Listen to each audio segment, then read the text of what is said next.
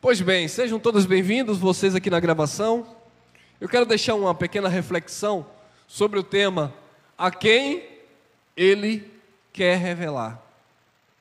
Queridos, muitas pessoas entram em contato comigo e perguntam assim: irmão, mas eu não vou falar da graça para aquela pessoa, porque quando eu falo da graça para aquela pessoa, ela se sente ofendida. Então não fale. Você não está aqui para convencer ninguém de nada. Se você vai falar do Evangelho da graça, você vai falar do Cristo, do Eterno, e aquela pessoa se incomoda, então ela não é digna de receber esta revelação que traz paz para o nosso espírito. Entendeu, abençoado?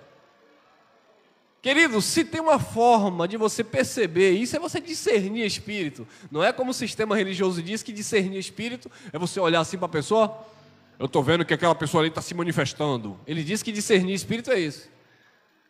Aquela pessoa ali está com o diabo, olha lá, vai se manifestar. Eu vou contar até 13, aquela pessoa vai se manifestar. Por quê, irmão? É porque eu tenho discernimento de espírito. Não tem nada a ver uma coisa com a outra.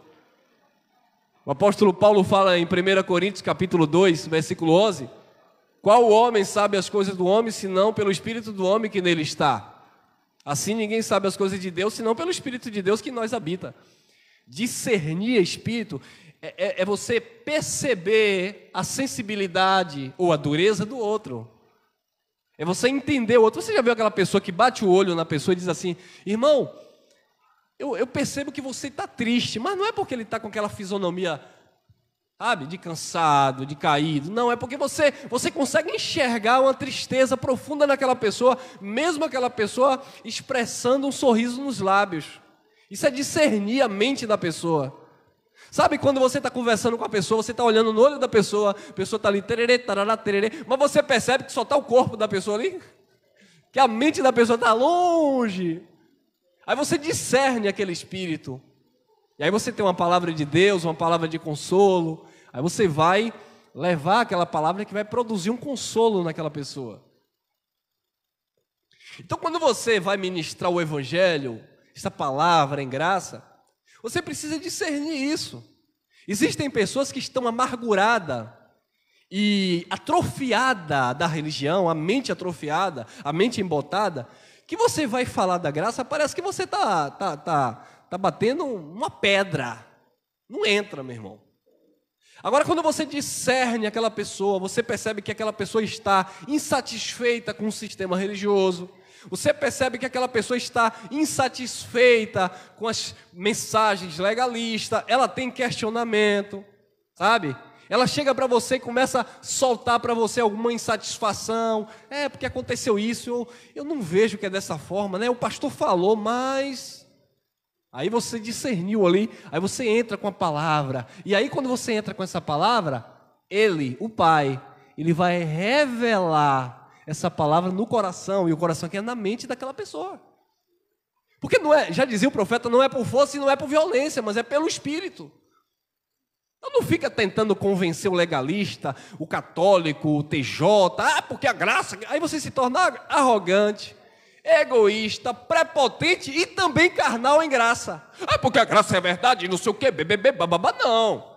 Aqui nós estamos, digamos assim, no nosso ambiente propício, onde gravamos uma mensagem que vai rodar o mundo. Temos uma comunidade aqui que já nos acompanha. Então aqui nós temos total liberdade para descer mesmo a mamona, mocotó pesado. Mas no nosso dia a dia, na nossa vida diária, no nosso ciclo de amizade, temos que ter a sabedoria para penetrar, sabe? Para entrar, para nos envolver com as pessoas e ali disseminar a palavra do Eterno com discernimento, com inteligência espiritual, sabendo que quem vai abrir a mente é Deus, não é você. Entendeu, abençoado? Então é por isso que muitas vezes há muita discórdia, briga, contenda. Eu tenho muitos parentes legalistas. Muitos sabem do que eu prego. Eu chego aqui e compartilho as mensagens em vários grupos. Quando chega no grupo da família, ninguém me enxerga. Ninguém dá um amém. Ninguém quer conta comigo. E todo mundo crente. Mas para eles... eu sou ou um falso profeta, ou eu sou muito corajoso para bater nos falsos profetas, e eles não querem comprar essa briga. Rapaz, Elcio é ousado, né? Elcio denuncia mesmo, rapaz. Elcio, é melhor você não tocar no homem de Deus, é melhor você não tocar no ungido. Quando não é assim, que negócio é esse? Elcio prega que não precisa batizar? Elcio prega que não precisa dar o dízimo? Elcio prega que isso? Então, abençoado, já dizia Jesus de Nazaré, profeta de casa não tem honra. Jesus de Nazaré disse isso, profeta de casa não tem honra. É muito mais fácil ouvir alguém que vem de fora, e é por isso que os falsos profetas que nós conhecemos no nosso país, eles amam fazer isso, trazer gringos, pregadores internacionais, que o camarada não fala nem o português, já os crentes estão, ai, na baixaria, ele me canta, porque é importado. É do Paraguai. Olha lá, a quem o Pai, ou a quem Ele quiser revelar. Mateus capítulo 11.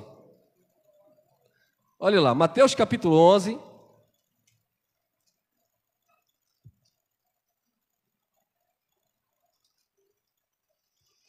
Versículo 25 em diante. Olha o que Jesus disse, Mateus 11, 25.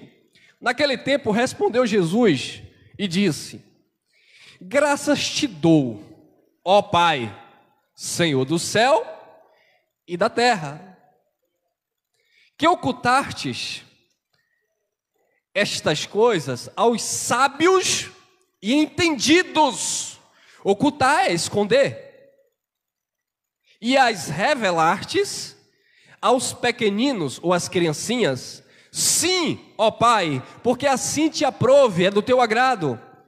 Todas as coisas me foram entregues por meu Pai, e ninguém conhece o Filho senão o Pai, e ninguém conhece o Pai senão o Filho, e aquele a quem o Filho o quiser revelar. Ninguém conhece o Pai senão o Filho, e com F ali maiúsculo é o Filho, o Jesus. Ninguém conhece o Filho senão o Pai, que é Deus. Por isso que os fariseus diziam: quem é tu? Por isso que a tentação do deserto, se tu és o Filho de Deus, porque ninguém conhecia, mas o Pai conhecia o Filho. Aí os fariseus chegaram para Jesus e disseram: nós conhecemos Moisés, sabemos que Deus falou com Moisés, mas você quem é? Nós temos um que é o nosso pai Abraão. Aí Jesus disse: antes de Abraão ser, eu sou. Como? Você não tem nem 50 anos? Como é que você conhece Abraão? É porque ninguém conhecia ele, ninguém conhecia o filho, senão o pai. Ninguém conhecia o pai, senão o filho. Filipe disse: mostra-nos o pai, que nos basta. E Jesus disse: mas eu estou há tanto tempo contigo, Filipe, e tu procura pelo Pai. Quem vê a mim não vê a mim mesmo, mas vê o Pai que me enviou, porque eu e o Pai somos um. O Pai está em mim, eu estou no Pai. Era a manifestação da carne. E as pessoas, no versículo 27, todas as coisas me foram entregues por meu Pai, e ninguém conhece o Filho senão o Pai, e ninguém conhece o Pai senão o Filho, e aquele a quem o Filho quiser revelar. João 8,32 diz: e conhecereis a verdade vos libertará. E lá no versículo 36, se o Filho vos libertar, verdadeiramente sereis livres. Se o Filho do homem vos libertar, mas não é o Filho do homem libertar você. Ele estava falando com seus contemporâneos. Ele estava falando com os judeus que estavam dentro daquele contexto. Ele estava dizendo para Pedro, Tiago, João, para Tomé, para os seus discípulos ali: se o Filho vos libertar, falando para eles, não para você. Nós não estamos no ministério do Filho, amém? Nós não estamos servindo a Jesus de Nazaré. Nós não estamos lá em Israel há 2000 anos atrás. Nós estamos aqui no tempo da plenitude da graça, no pacto eterno do Espírito. Então ele diz: se o Filho vos libertar, verdadeiramente sereis livres. Mas ele não revelava para todos, mas para quem ele queria revelar. Nem todos que ouviam entendiam. Chegaram para Jesus, os discípulos chegaram para Jesus e disseram assim: olha, o Senhor deu esse sermão duro aí, os fariseus, eles não vão gostar. Os fariseus vão retrucar. Ah, Jesus ficou preocupado. Jesus ficou preocupado. Eu vou ficar preocupado porque eu estou pregando a graça e vou incomodar alguns pastores legalistas. Eu vou ficar preocupado porque eu estou falando aqui da graça e vou inquietar algumas pessoas da minha família. Aí Jesus ficou muito preocupado. Foi? Jesus disse: toda planta que o Pai Celestial não plantou será arrancada e lançada fora. Essa foi a resposta. Quando o sermão era duro, pesado e as pessoas se dispersavam, aí chegavam para Jesus e te abandonaram. Aí Jesus pergunta: vocês também não querem ir, não? Aí Pedro disse: para quem nós iremos? Só o Senhor é que tem palavra de vida eterna.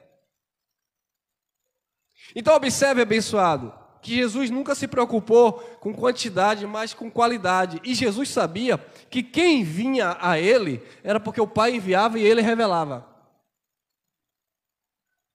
Ninguém vai conhecer a graça porque assistiu uma mensagem no YouTube.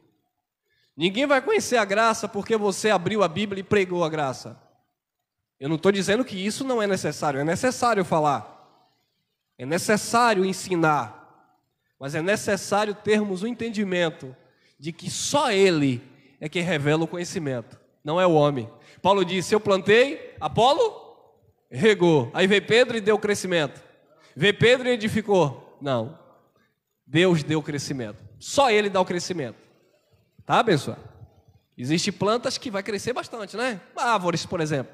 Tem árvore que você vai plantar, vai ficar tampinha. Mas tem árvore que vai crescer. É Deus que dá o crescimento. Não é você que vai fazer a pessoa passar dali. Ô irmão, eu só estou na graça, mas eu não entendo isso que você fala. Fique na sua. Foi até ali que Deus te deu. Agora fique em paz com isso. Ô Elson, eu estou na graça, mas eu não entendo quando você fala desse assunto. Não se perturbe o teu coração. Se for para você entender, o Pai vai abrir tua mente. Assim como é comigo. Se você entende uma coisa que eu não entendo, eu não vou ficar discutindo. Eu vou falar aquilo que eu entendo, e aqueles que entenderem juntamente, teremos esta comunhão e andaremos juntos, amém? Então é o filho, nesse contexto, era o filho que revelava o Pai. Agora vamos, depois da cruz, Colossenses capítulo 1,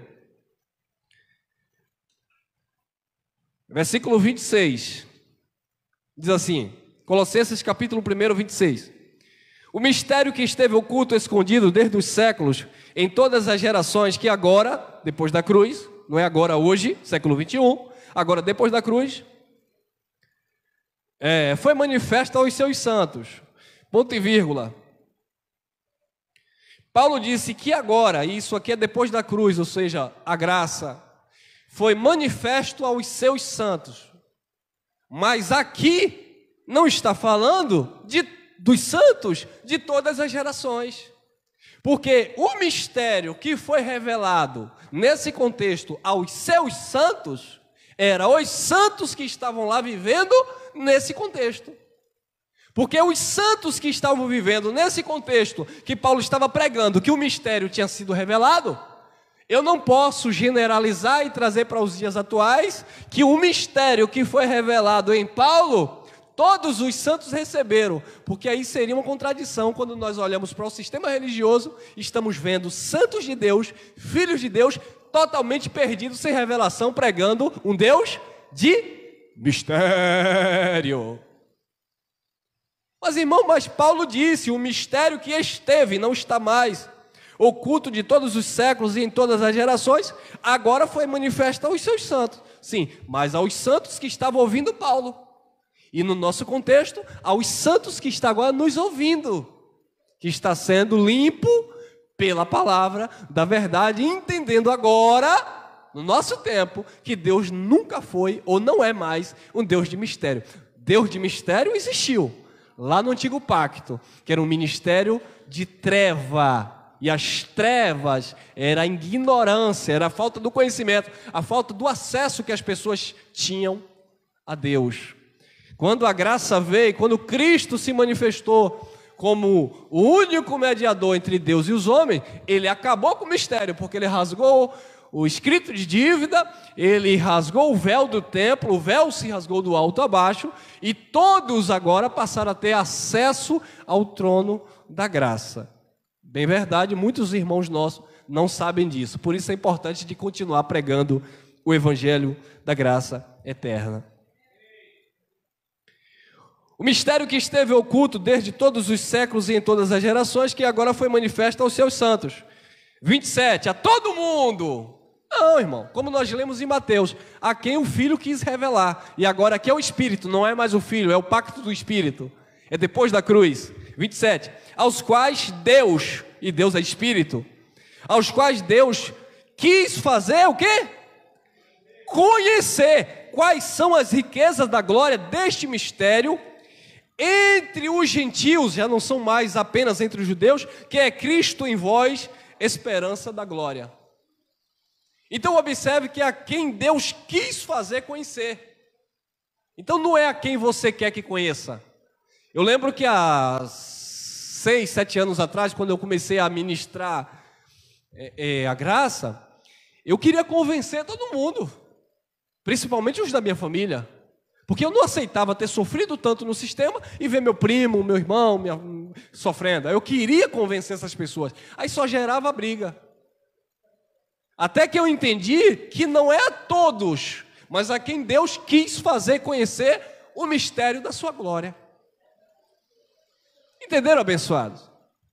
Entenderam que não é porque você tem uma verdade que ela não é a verdade absoluta? Porque você tem a verdade de Deus, mas a verdade de Deus não é a verdade absoluta, porque cada um tem as suas verdades. O católico romano, ele tem a sua verdade. Como é que você vai convencer o contrário? Você pode dizer, não, mas aquilo é engano.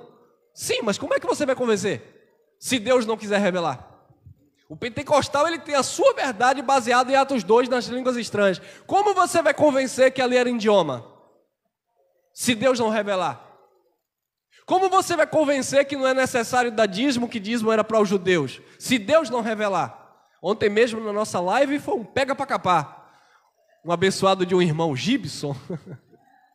A gente mostra o texto, lê o contexto e ele teimando. Por quê? Porque a mente cauterizada. Você mostra, você lê, você atualiza, você revela, né? Mas o Pai não revela. Aí tem alguns motivos aí. Ou não é o tempo ainda, porque tudo tem um tempo e um modo. Ou é outra coisa. Dureza de coração e Deus entrega a operação do erro. Fica sofrendo lá, não ama a verdade, ama a mentira, ama o engano, ama a mão na cabeça, ama monte, ama óleo derramado, ama pagar o preço, como a irmã ministrou, achando que é por obra meritória. Então vai, se acaba aí. Mas aqueles que amam a verdade e têm sensibilidade no espírito e querem aprender, o Pai começa a revelar, o Pai começa a manifestar, amém? Versículo 9, eu encerro com essa reflexão. Olha aí, versículo 9, Colossenses 1:9. Por esta razão nós também, desde o dia em que ouvimos, não cessamos de orar por vós e de pedir que sejais cheios da casa própria, do terreno, da fazenda, da empresa. Não é isso? Ah, não, a oração de Paulo, ela tinha um objetivo espiritual: cheios do conhecimento da sua vontade em toda a sabedoria e inteligência teológica. Não, inteligência espiritual. Não é inteligência no sentido de Cristo, tá? Não é inteligência acadêmica. Não é inteligência científica, estou falando no sentido espiritual, para alguém não distorcer a minha fala e dizer, o irmão está pregando que não pode fazer a faculdade, não pode fazer isso, não estou falando nada disso. Eu estou falando para entender as coisas de Deus. Não é por ciências humanas. É por isso que Paulo, alertando Timóteo, ele disse, cuidado com a falsa mente chamada ciência, que rouba a racionalidade e a fé de vocês, e muitos estão se perdendo, Porque os mesmos que criam, que acreditavam, que confessavam no Criador, na criação, agora foram pela linha da evolução e perderam a percepção do Criador, do Eterno, do Senhor. Entenderam, abençoados?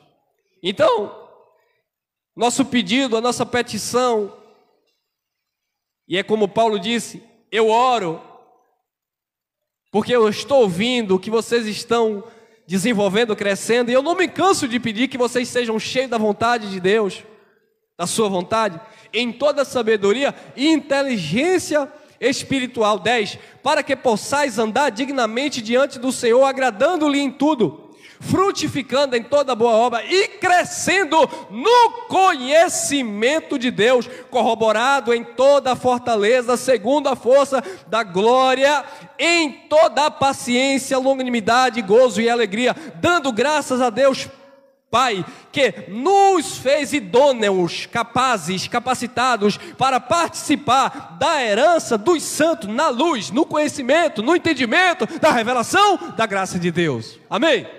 Fique com esta reflexão, graça e paz.